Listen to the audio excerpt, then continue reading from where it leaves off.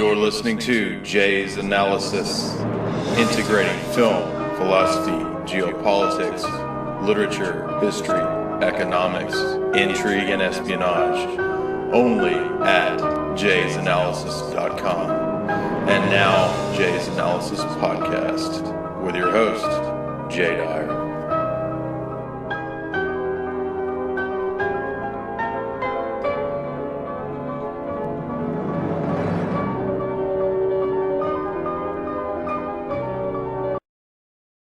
You're listening to Jay's Analysis. This time we come to the subject of tragedy and hope, something that I've been intending to get to for a long time, and I hope that we can really cover a lot of ground. I'm not aware of anyone else doing a full talk series on the entire book, so I think that it's going to be beneficial.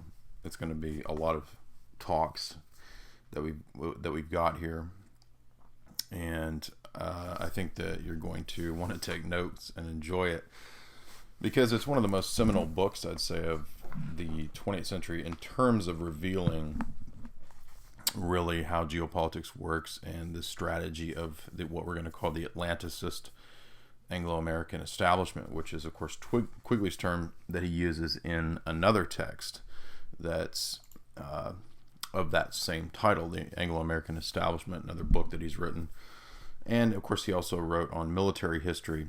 But the reason that Tragedy and Hope is so significant is that it was intended to be a history of the 20th century from the perspective of the Western establishment and from the perspective of the CFR archives. And so that's why Quigley's book stands out. It's not your typical history of Western civilization. It's not your typical,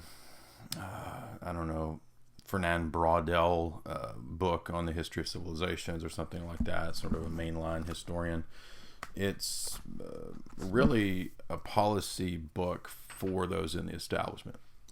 And of course, Quigley was a Harvard University graduate, historian, then later at Georgetown University, where he spent the most of his career.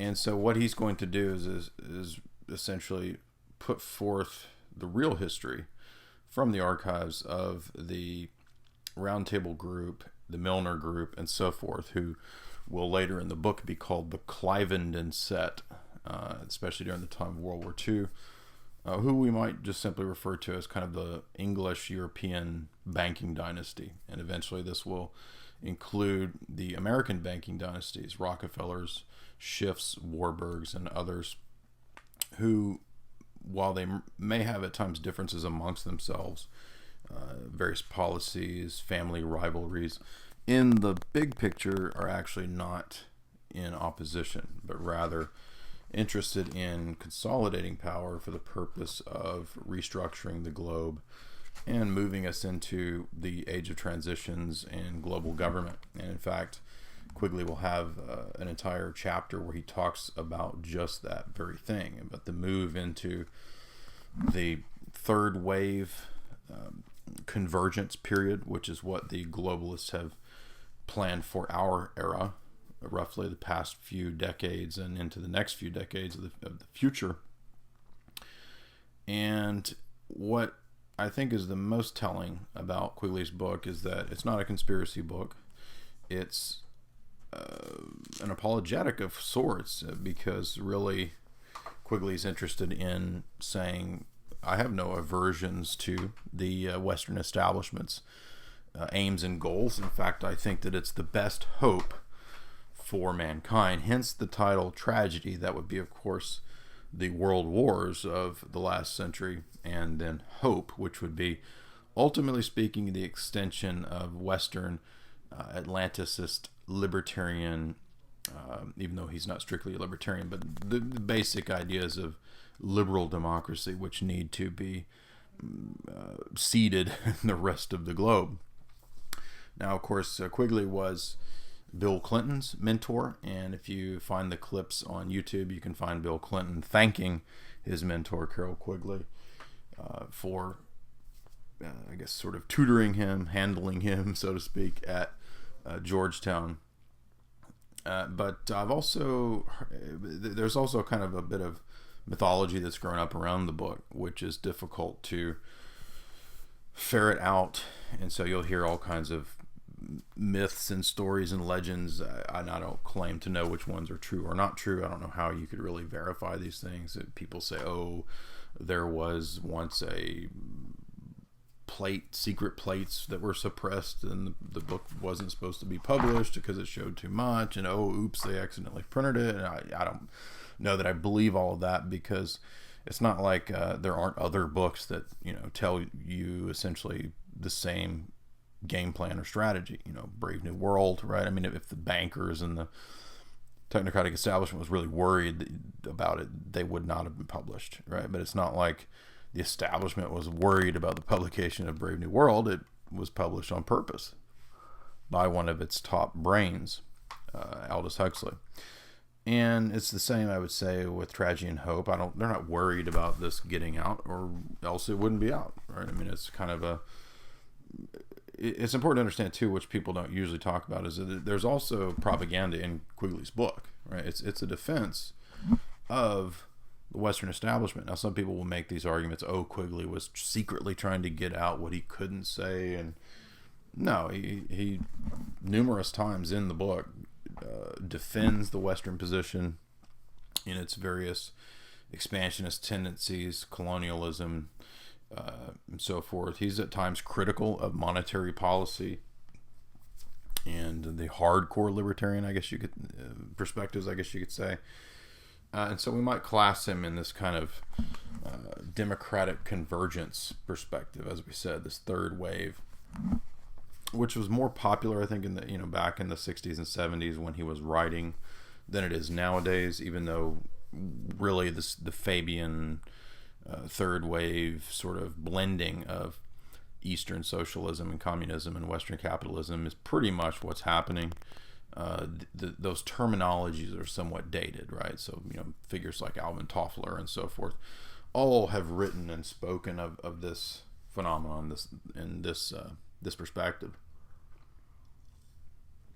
But as we said, the book is important because it's going to lay out the way that the Western establishment, which has the upper hand, obviously geopolitically, the way that it views geopolitics and why it views geopolitics the way it does and why it does what it does. Now, whether you think that's good or bad will, of course, be determined based on what you think of what your worldview, right, tells you on how things are, and whether we live in a situation where the world has progressed to be something essentially much greater or more positive than it was decades or centuries ago, or whether you think that maybe it's digressed, or maybe neither one. Maybe the world's just continuing on as it always has, with different power structures vying for power. Or maybe power doesn't change hands. Maybe power is always concentrated in central institutions. The irony, of course, will be that this newspeak about democracy that will play such an important role in Quigley's books and in Western propaganda and parlance is quite admittedly a fiction. And I think that's one of the first things that will stand out in Quigley's book, is that the lauding, praise, adulation, and so forth in terms of what democracy is and freedom is, that supposedly is represented by the West, and all other powers and forces in the world are, of course, by this sort of via negativa, this negation perspective, conceived of as, or demonized, right? Conceived of as anti-liberty. And we'll see this, of course, in World War I, World War II, Vietnam, Korea, Cold War especially, and then nowadays in the War on Terror, right? The same refrain of propaganda and psychological warfare has been chanted for over a century now. And ultimately going back, certainly to the French Revolution, the chant of liberty, freedom, democracy, and equality. Right? Liberté, égalité, fraternité. We've seen all of this of Western civilization overturned, upturned, churned over, reorganized under this banner since the time of the French Revolution, and obviously it had precedents as well prior to that, scientific revolution, empiricism, and so forth, under the banner of liberty. And what's so startling about this is really the fact that it's been so successful precisely because it has no real context or fuller sense to give it meaning. It's just bare phraseology. It's sloganeering. At the time of the French Revolution, it was nationalism that was the libertarian movement, right? And over time, through large-scale banker geostrategic planning, nationalism has now become the far right ideology. Interesting. So what was libertarian, liberal, leftist at the time of the French Revolution, French nationalism and so forth, has morphed, transmuted, and turned into now liberal global hegemony of the West. And that is the only representation of democracy and humanitarianism and so forth. For a good treatise on this, I would suggest, if you haven't heard it, listen to my interview with Alexander Dugin, Putin's former advisor, on this very topic, right? The liberal American world order. And that's what Quigley is going to treat at length and defend at length, the liberal American world order. Now, American here, of course, even strictly speaking, to be honest, is not the American people, right? It's not you and me and our buddies and so forth, and even our friends who went off to fight in foreign wars. That's not what makes up America, although to some degree it does, and especially if you are a soldier, right? You're fighting under the banner of America.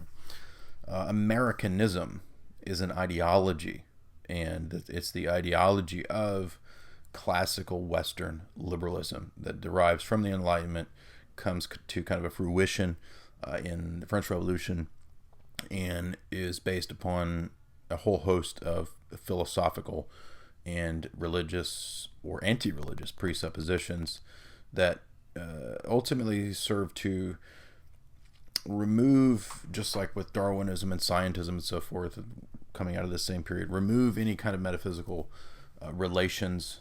In the 1700s, it would become replaced with materialism, and naturalism would become the new metaphysical God by which persons might find themselves united. And over several generations and centuries, we now see the flowering of Western, quote, liberty in the erasing of gender, right? Explicitly and perfectly, as Professor Dugin in that talk discusses, right, as the logical consequence of these positions. Well, how did we get here? Well, Quigley's going to tell us that. And so in the beginning of the book, he kind of lays out the strategy and the framework and briefly what gave rise to the success of Western civilization and its population increase. And he discusses things like revolutions in agriculture, revolutions in transportation, industrial revolution, right? All of these things, of course, lead up to, and of course, the philosophy, right? There are, one of the reasons for the success of Western philosophy historically in maintaining a general kind of tradition, I guess you could say, is the philosophy that undergirded it. And then Quigley begins, for example, on page 24, discussing what I just laid out, the various shifts, right, that will give birth to the 20th century. And Quigley lists as those shifts, as I said, many of the ones that I mentioned. Number one, the belief in the innate goodness of man. Number two, secularism. Exactly. Number three, belief in progress. Number four, liberalism. Number five, capitalism. Number six, faith in science. Number seven, democracy. Number eight, nationalism. Exactly. So all of the things that I've been telling you and all the things you've heard me say and write about for many years now. Here's Quigley telling you all of that. So I know what I'm talking about, right? I didn't invent my ideas. They're not, speculations.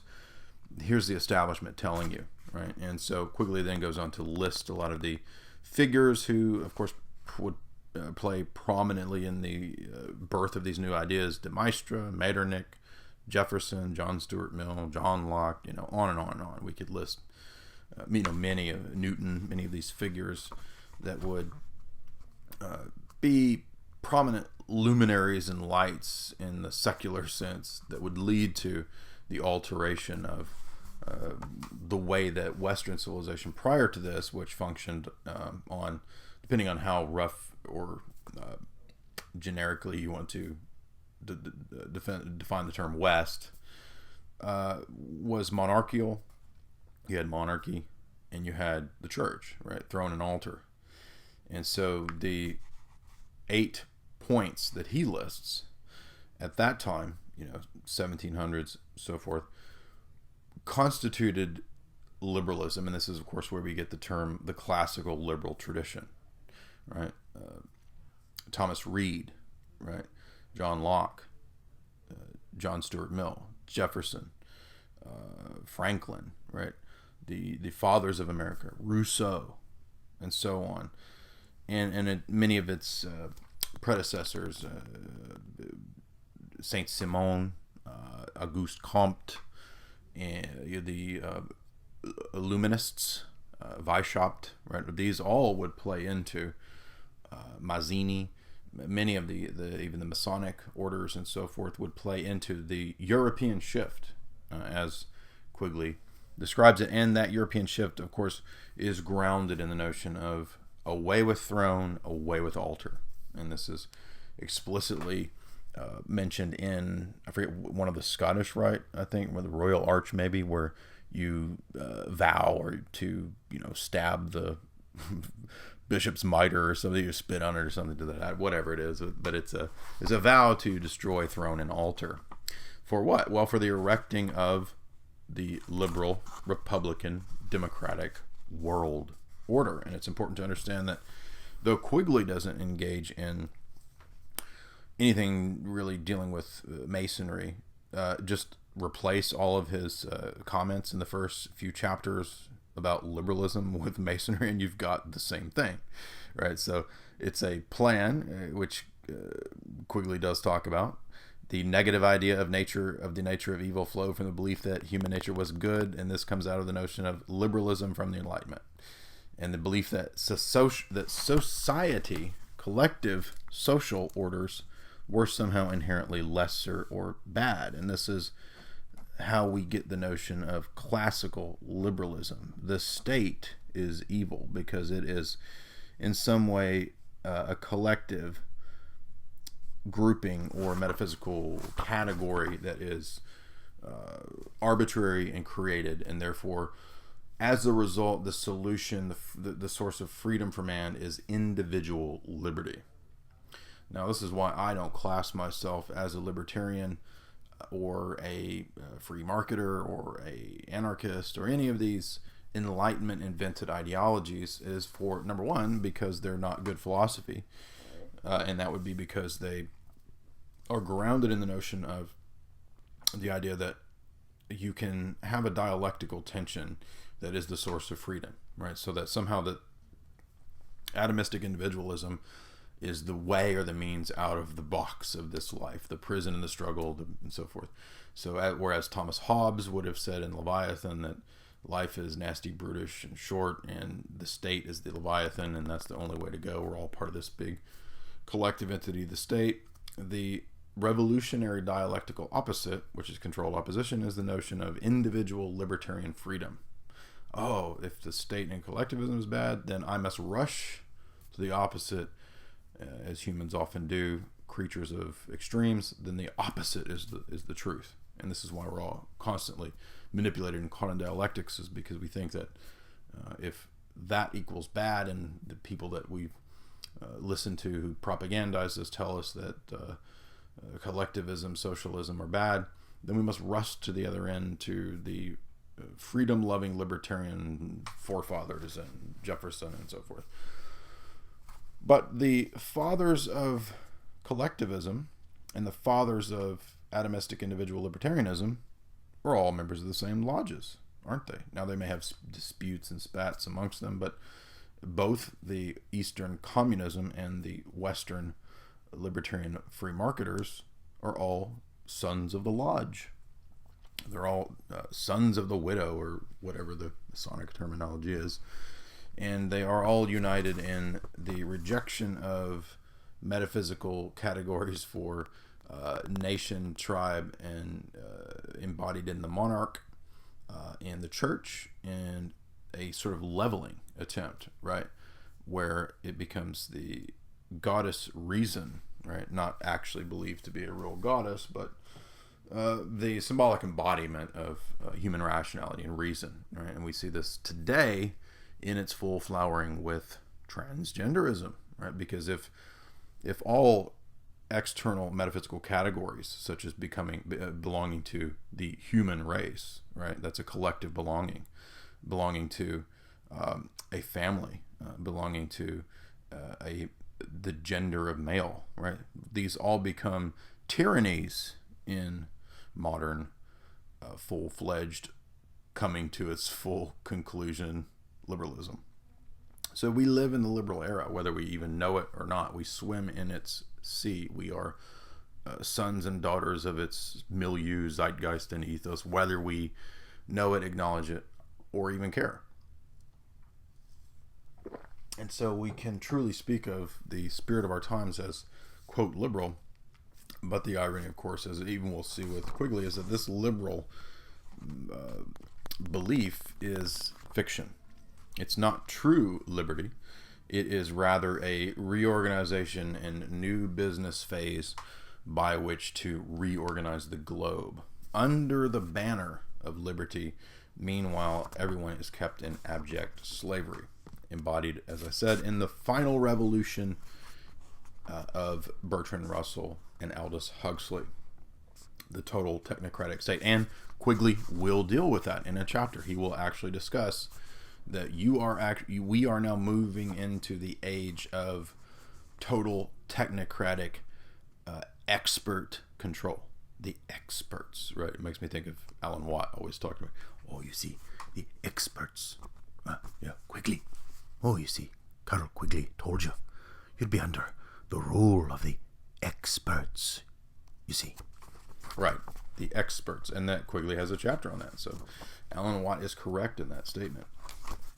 But most of the persons who in the alternative sphere, so to call, which I hate all of that. I don't like being classed with it. They're going to tell you that the answer and the way out of all of this mess is more of 1776, right? We need more of what was the venom that started this whole problem of the modern world. And if you doubt me, right, all you libertarians and anarchists out there, just read page 24 of Quigley's book. What is the modern liberal era grounded in?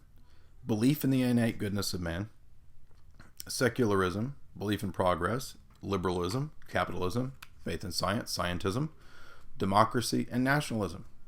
These are liberal movements of yesteryear. Now, Western Civilization to 1914 will begin the first section of the book, and here what stands out is the fact that we're not going to get really deep into kind of the boring things of all the economic facts and figures. We're going to focus on sections such as page 47, where Quigley says, considering the bankers, okay, banker power, and this is what's going to characterize the modern era. The modern liberal era is Homo economicus, okay? Another very wise man, Oswald Spengler, who wrote The Decline of the West, another great civilization treatment, wrote that we have passed out of Western Faustian man, as he called it. This is Western man seeking, always to explore, to expand, to create civilization and so forth. And we pass out of that into the modern era of decay that Spengler titled The Dominance of the Money Power, right? Homo economicus. So out of Faustian man into Homo economicus, monetary quantitative man. And again, this is a natural corollary to the liberalism, capitalism, democracy, nationalism, scientism, secularism, and monetarism, materialism of the European shift that Quigley talks about. So naturally, that shift away from the belief in metaphysical truths and principles is what gives rise to going to Dallas or New York and seeing the tallest buildings being banks. Okay, banks are the new cathedral. The banking cathedral, right, is what defines the modern era, and Quigley talks about that. Okay, so it is a banker conspiracy. Don't ever doubt that. And so when discussing the bankers on page 47, Quigley says, moreover, their relationships with governments were always in monetary terms, not real terms. So the banker's angle was always about money with governments. Why is that? Well, because they were obsessed, he says, with the stability of monetary exchanges between one country's money system and another, and they used this power of influence to do two things. Number one, to make all money and debt expressed explicitly and strictly in terms of a single limited commodity, which they controlled, of course, gold. So prior to 1914, Western civilization was about a banker-determined gold standard. Okay. And what was number two here, Quigley? Two, to get all monetary systems and matters out of control of the government into private banking hands. That is crucial because, number one, you are going to see endlessly regurgitated and repeated in the libertarian, patriotard, alt media, Tea Party circus, the ridiculous moniker that if we could only go back to the gold standard in 1776 and blah, blah, blah, blah, blah. Well, that's an older bankster model. Duh. It's right here in Quigley's book on page 47. And Quigley says right after that, the whole point of this was to shift commercial capitalism into mercantilism and the whole pattern of social organization around dynastic monarchy to restructure it. So the whole point of all that was restructuring society out of monarchies and an older form of commercial capitalism that would be East India Company, Hudson Bay Company, Dutch Company, Virginia Company, and so forth. These great predecessors to the modern corporation, which were at that time licensed state corporations, and shift away into private banking control of monetary systems. That was the bankers' entire strategy prior to 1914. Now, this does not just include Jewish bankers. It includes all the big banking houses and dynasties in all the countries, including Japan. All right, so persons who obsess over Jews all day, you will find Quigley's chapter on Japan very relevant, because Japan will eventually fall into the hands of a handful of Japanese bankers. Now, from here, Quigley says the period of commercial capitalism, okay, which he calls the period of 1440 to 1850. Okay, this is the monarchy stamped companies. Okay, and again, East India Company, right? Hudson Bay Company, Virginia Company. Those monarchy stamped companies are done away with. That's what the bankers want. And how and why do they do this? Well, they want control. Why? And the means by which they do this is the libertarian philosophy. It's 1776 and 1789. That's not me, okay, if you're mad out there. It's page 47 in Quigley. Okay, it's the first chapter and it's the second chapter. Now, you can think of that what you want, but that's what he says. Now, how else did they do this scam? Well, Britain, of course, will figure into this in a key role. particularly from 1770 to 1850 in the industrial capitalism period, where Britain achieved victories over Louis XIV, right, in the 1660s, and then the French Revolutionary government with Napoleon, also Britain victory there as well, 1792 to 1815, leads, of course, to the predominance of the British Empire, the Anglo-American Establishment. Now, the Anglo-American Establishment, the earlier form, right, the British Empire, this is not a empire, as we said, of the people. Okay? It's a shadow banking empire. And more or less, Quigley will say that, right? Because he just talked about how the bankers wanted to get the monarchs in their pocket. And that's what they did. Get them in debt. Run the countries up debt-wise. Get those monarchs into your pocket, and then the monarchs become your puppets. You can get them to do what you want because they owe you billions of dollars, okay? And wars help that, right? So we all know about these stories of the Rothschilds and Napoleon and Waterloo and so forth, right? Now, again, the whole point, run up everybody's credit. Get them in debt. And this is the old banker trick. Now, how do they do this? Well, here we go. For generations, men had sought to avoid the one drawback of gold, its heaviness, by using pieces of paper, gold notes, right, to represent the specific pieces of gold, right? Gold's heavy. We're going to use gold as a currency. Well, we might as well have pieces of paper to represent the gold, because then it's not, you're not lugging around 600 pounds worth of gold to buy your groceries. Now, today we call these gold certificates, he says, but such a certificate entitles the bearer to exchange it for a piece of gold on demand. But in view of the convenience of paper, only a small fraction of certificate holders ever did make such demands, right? So very few people actually went and claimed their gold with a gold certificate. They left it in the bank and they used the notes. Now, what did this do? Well, this allowed the gold holders to print gold certificates, right?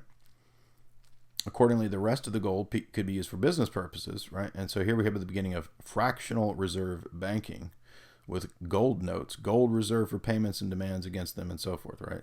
Such an excess volume of paper claims against reserves that we now call banknotes. In effect, the creation of paper claims greater than the reserves of all available means that the bankers were creating money out of nothing. Fiat, beginning of the idea of fiat currency in the modern era.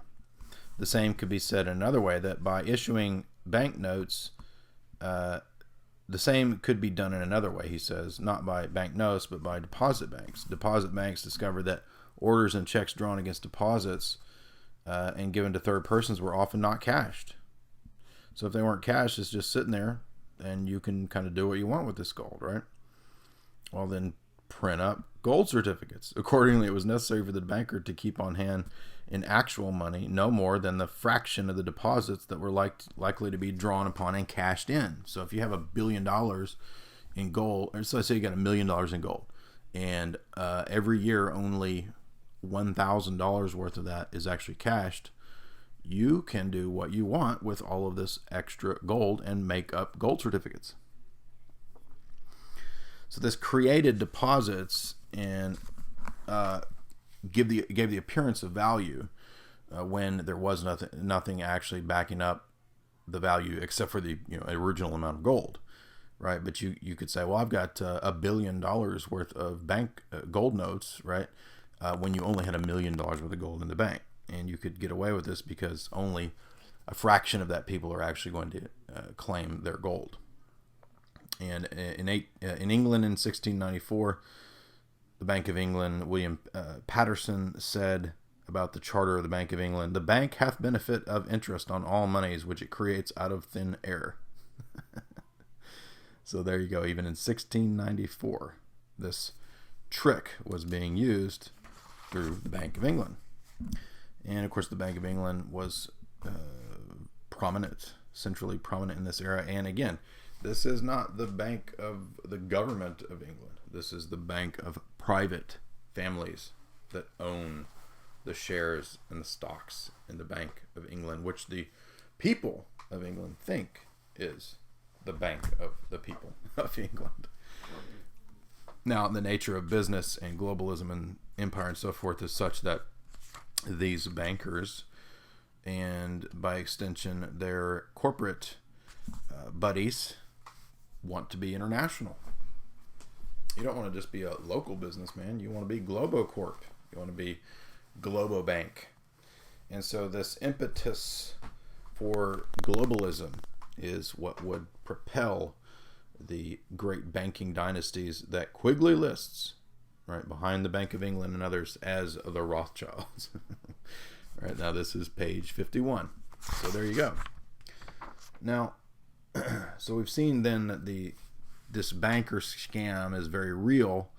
It's this trick that we've heard talked about in alternative media, for so long. And we might think of, say, Ron Paul talking about the Federal Reserve and all this private establishment banking in the hands of the money printers and them running up debts and so forth through fiat currency. Now, all that's true. The only problem is that Ron Paul's answer in philosophy, for example, is a banker philosophy. It's the older banker philosophy, which Quigley says in chapter 1 and 2. So if you take issue with that, that's fine. That's your issue. I'm telling you what the establishment itself knows and says about its own philosophies and plans and strategies, and which ones worked and didn't work.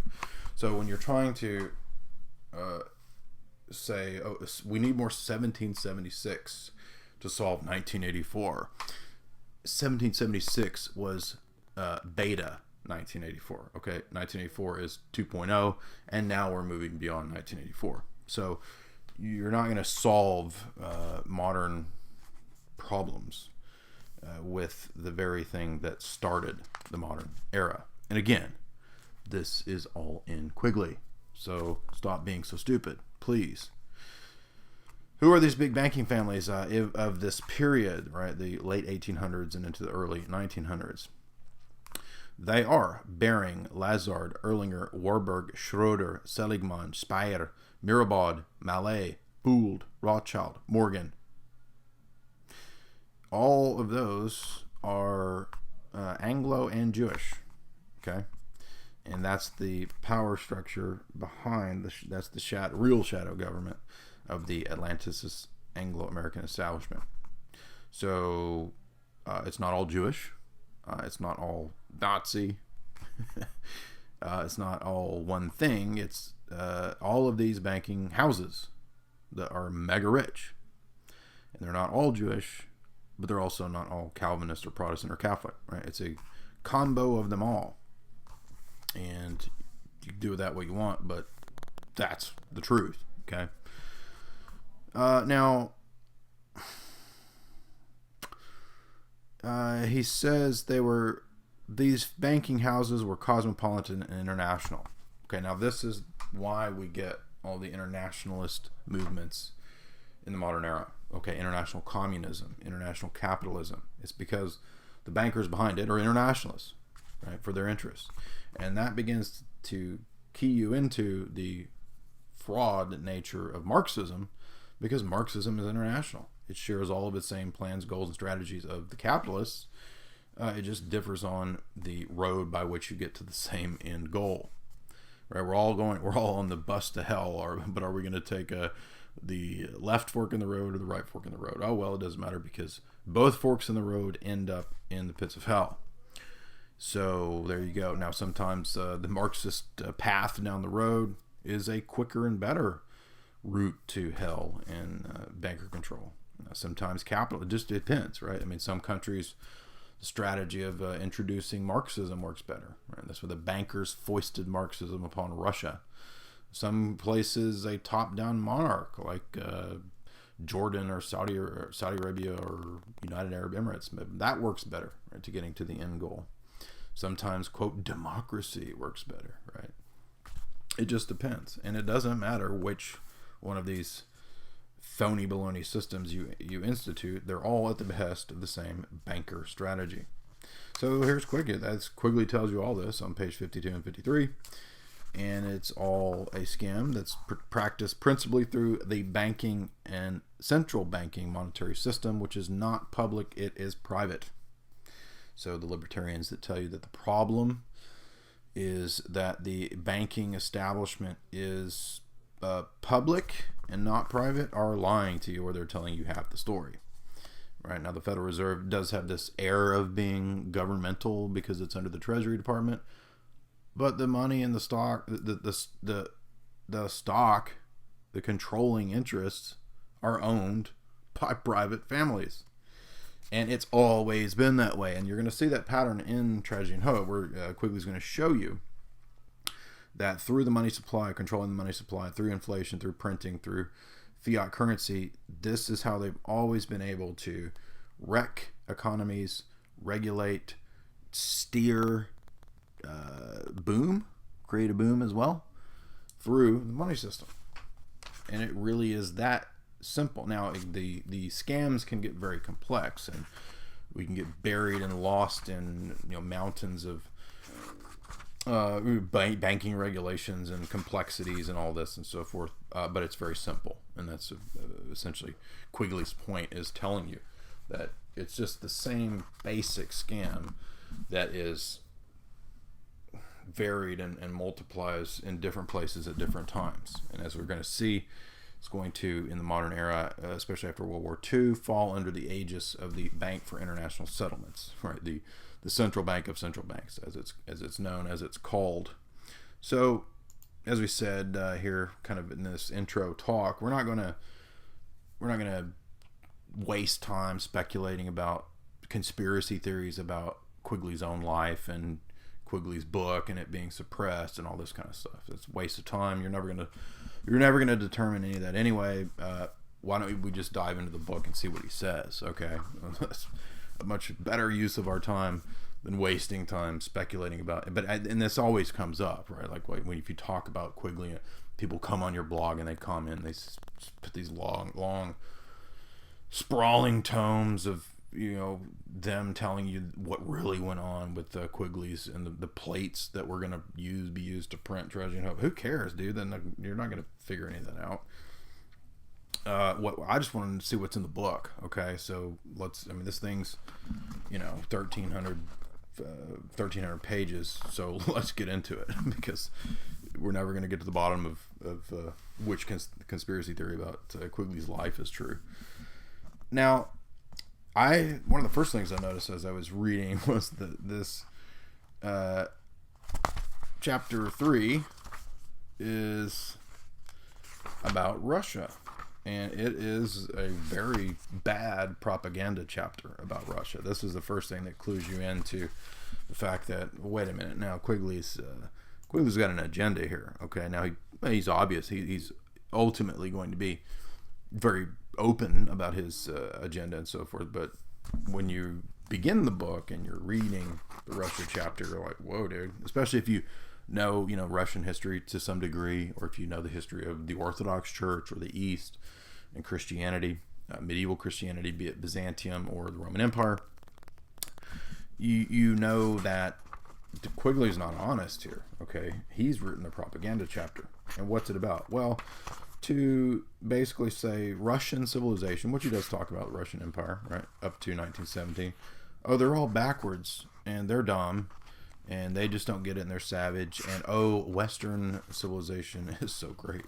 Right? We're progressive and liberal and secular, and see, those Russians are all so backwards. Right? They believe in the church and Orthodox theology. Oh, give me a break, right? I mean, come on, man. We know that secularism and scientism is where it's at, and that's what he does. Right? So beginning on chapter 3, page 81. Oh, Byzantium is just the worst thing ever. Russians. Oh, it's Dark Ages. It's just, they're all just backwoods, and they don't know their butt from a hole in the ground, but the West, of course, does.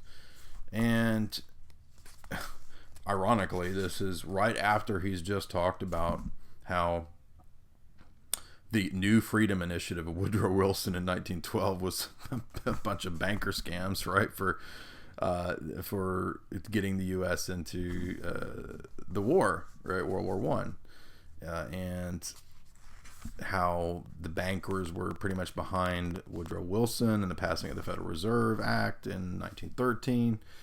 And, again, this is all that. So, in other words, for Quigley, admittedly, being liberal and progressive is being a slave to a bunch of banking scams and guys running your central banking system scamming you. That's progressive and liberal. But a Russian empire, that's dark ages. So now it doesn't matter whatever you think of Russian empire. Okay, but what I'm saying is, do you see how this is propaganda, right?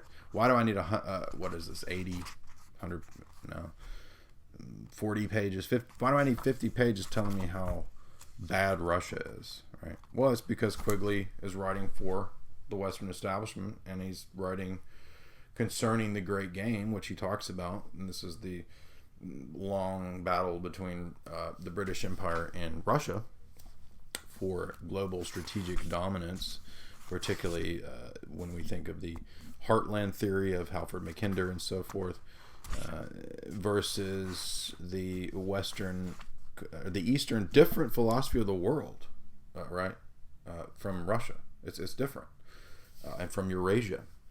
And Dugan points this out in one of his talks very well, that, basically what Quigley exemplifies here is just a supremely Eurocentric perspective, right? And by extension, America is Eurocentric as well, right? Just this idea that because we're in the West and because we have, quote, democracy, that this gives us some sort of legitimacy and superiority, some moral superiority to voice this everywhere in the world and to consider everything else dark ages. Well, no, I'm sorry, but the Enlightenment, scientism, scientific revolution, these are scams from more wicked, nefarious scamsters, okay? So whatever evils are going on in Russia and so forth, the Western establishment is run by total viper bankers who are 10 times worse. That's the point. And that is the hypocrisy of Quigley, especially in this Russian Empire chapter, right? Pages 90 to 110, 105, right? And Quigley's going to talk about the Russian ethos, Russian nationalism, and by extension, Russian imperialism, the philosophy of Russia, and how it's grounded in Orthodox theology. It's an extension of Byzantium from Saints Cyril and Methodius, right? He will talk about different Russian philosophers and their impact, different Russian rulers, and then the Slavic mind itself, right, as well as, I guess you could say, Eurasia by extension, China and so forth. But really, he's got to hone in and talk about how bad Russia is, right? And so pretty much everything bad is located from the East, from Russia. Socialism and communism and Marxism, those are bad because they're in Russia. Oh, but by the way, Quigley, aren't you actually going to talk about the fact that the revolutions are funded by the bankers? Well, he does. Yet the Russians are still bad for the socialism and the communism. But it was foisted by the bankers. So, come on here, right? Stop contradicting yourself and be consistent. So yeah, this is really a propaganda hit piece on Russia, and I mean, it's just it's bad, right? Because he tries to talk about Jesus, and in this retarded section, the idea that Russia is supposed to be Christian but doesn't follow Jesus, as if the West and bankers followed. Jesus went into the temple and cleansed it of bankers. So come on, Quigley, right? And here on page 102, 103, he's trying to talk about Russian Orthodox theology, which he has absolutely no understanding of. He has no clue. He's a bat in a blind bat in flying towards the sun. I mean, he just has no idea where he's going, what's going on. And he's one of the worst things he does is try to talk about philosophy and theology, because he's just has no clue what he's talking about when he talks about these things. So he tries to talk about Christian heresies and Neoplatonism, and these actually constitute some of the worst parts of the book. So he has no idea what he's talking about when he tries to explain the Greek, Byzantine, Russian civilization. And he ends it by saying that mystical Slav imperialism is apocalyptic and it's going to destroy the world. And the real danger is that because Russia sees itself as the third Rome, right? And this is just the worst thing ever. And so the third Rome idea, he says, is what merged with Lenin and Marxism to provide the ideology of Soviet Russia after 1917. Well, that's kind of true, except that it's not, Russia is just not the villain of the world. If anything, Russia constitutes, I would say, a large hope for the world. And it is the Western Atlanticists who are basically telling little boys and girls to cut off their genitalia and become genderless goblins. Okay, that's the real villains. Right? Now, Quigley, you are a hypocrite because you should have seen and should know. If would you still be saying this, Quigley? Right? If you saw where Western liberalism was today, that it would be wrecking children. Russia is not wrecking children globally. The Western banking establishment and Atlanticists are. So Quigley, you've got to rethink and repent, and you've got to you really need to answer for your, on the one hand, description of the bankers as these scamsters who control governments, and then turn around and talk about all the countries that the bankers target, right, to destroy as the bad guys. What hypocrisy. Amazing hypocrisy, actually. Phenomenal. Especially when on page 63 you talk about international financial practices and the ability of the bankers to even co-opt the U.S., right, and bring the U.S. into all of these foreign conflicts, which the Founding Fathers, not that I'm even interested in the Founding Fathers, I don't care for the Founding Fathers, but they at least talked about not being involved in foreign entanglements and expansionism and so forth. But no, Quigley, you will talk about it and in total hypocrisy turn around and talk about Russia as the enemy when it's the Western bankers who sought to wreck Russia through Marxism and Leninism and so forth. And of course this and your very infantile understanding of Byzantium orthodoxy and philosophy, I think, is very telling as well. You're a military historian, but you're going to talk about theology? Give me a break. You don't even know what the apocalypse is. So I'm not going to pay much attention to Quigley trying to talk about Russian theology and the Cathari and the Gnostics. Right? So this is traversing into fields in which he has no clue. Now that's going to be, I think, a good place to kind of conclude the free section of hour one, beginning in Carroll Quigley's Tragedy and Hope. And so we've kind of seen how he set the stage with the idea of the banksters seeking libertarian philosophy to free the monetary policies of countries from the state so that it can be put into private hands, and then through the private banking establishment behind a shadow facade of a public banking institution, they can then control nation states. And that is all admitted, and that was the logical stage, the necessary progression from the presuppositions of the European shift, which Quigley calls the Enlightenment period, of the secularism, the nationalism, the capitalism, private banking, liberalism, and so forth. And then we saw how this required from him in his propaganda section a virulent anti-Russian treatise chapter that grounds this all in the great game and has no understanding of theology, of course. So, but what do you expect from this guy? And what we're going to see in the next section is how this then will lead to the new power structure. I don't guess you'd call it new, but the main players, the power structure of this period, right? 20th century, end of the 19th and into the 20th century.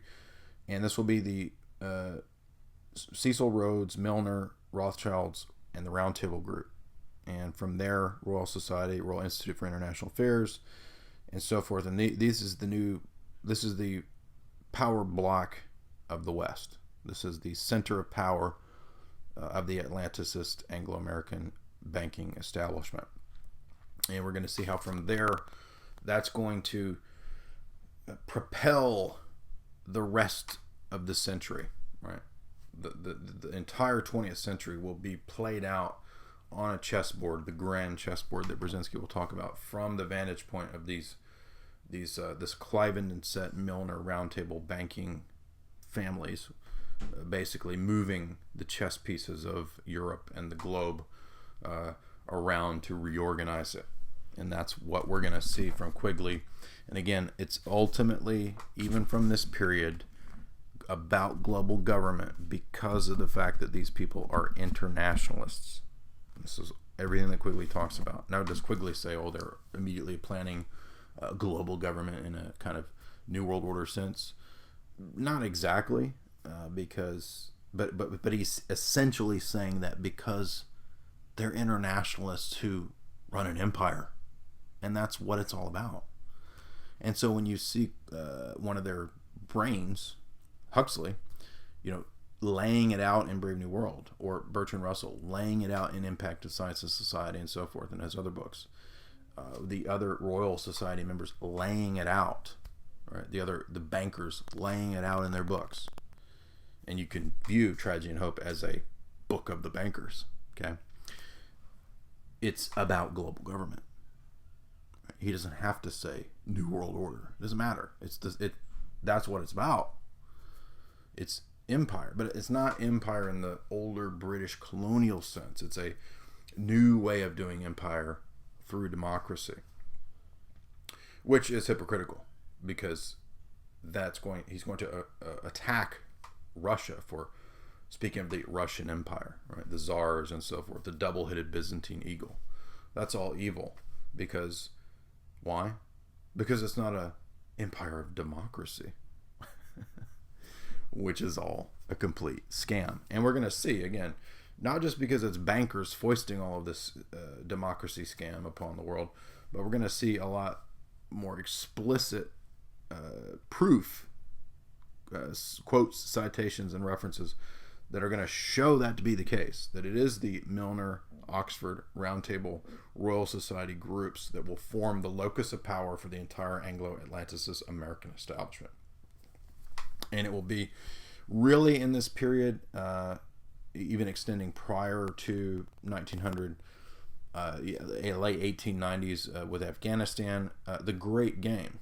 It's largely about Russia because Russia is really seen to be the only potential possible major threat to the Atlanticist establishment, going back at least that far and then further, right? So the division goes back, and we could place this division even further than that, back to 1054 and the split between the Roman Church and the Orthodox Church. Right now, Russia will come into the picture later as a major power, but the ideology that will separate East and West will really, theologically at least, church-wise, which is a big part of culture and civilization, go back to that period, right, with the writings that we read from, say, St. Photius, right, on the against the Western view of Augustinian Trinitarianism and the Filioque. And then, of course, Saints Kirill and Methodius, who will give the Russian and the Slavs the Cyrillic alphabet, right? That is all going to give rise to a different mindset, a different perspective in the East, in Eurasia, than the Eurocentric, Anglo-centric liberalism, right, of the UK, the liberalism of its colonies, right?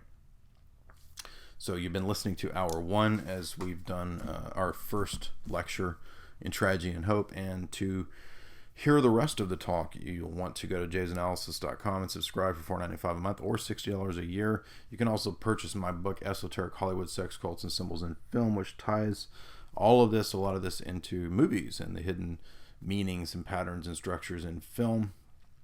And you can also purchase Jamie Hanshaw's book, Hidden Hollywood Mind Control. Right.